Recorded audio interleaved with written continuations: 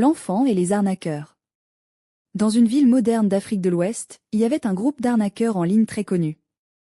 Ils se faisaient passer pour de riches hommes d'affaires, des princes ou même des célébrités sur les réseaux sociaux, et trompaient les gens pour leur soutirer de l'argent.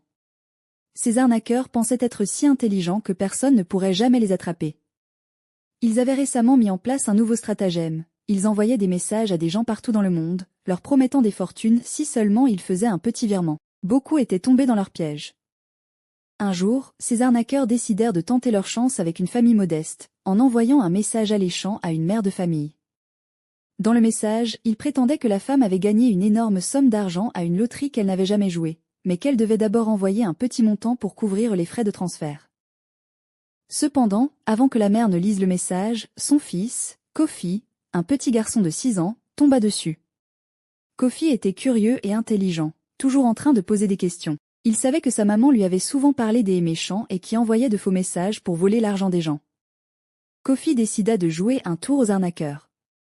Il répondit au message en se faisant passer pour sa maman. « Bonjour, je suis très heureuse d'avoir gagné ce prix. Mais je n'ai pas beaucoup d'argent pour envoyer les frais. Que dois-je faire ?» Les arnaqueurs, croyant qu'ils avaient piégé une nouvelle victime, lui répondirent rapidement. « Ce n'est pas grave, envoyez ce que vous pouvez, et nous compléterons le reste. » Kofi, avec son esprit malicieux, répondit encore. « Je peux vous envoyer tout l'argent de ma tirelire, mais avant cela, pouvez-vous me dire pourquoi vous avez choisi de m'offrir cet argent ?»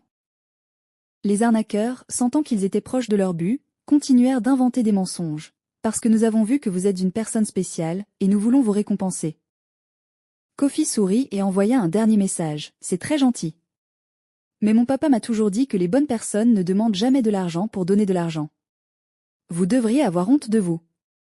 Je vais montrer votre message à mon oncle, qui est policier. » En réalité, Kofi n'avait pas d'oncle policier, mais il avait appris de sa maman l'importance de dénoncer les mauvaises actions.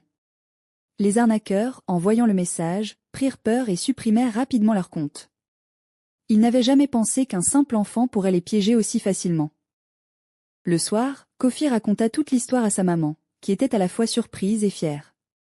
Elle lui expliqua qu'il avait bien fait de se méfier, car ces personnes cherchaient à tromper les autres.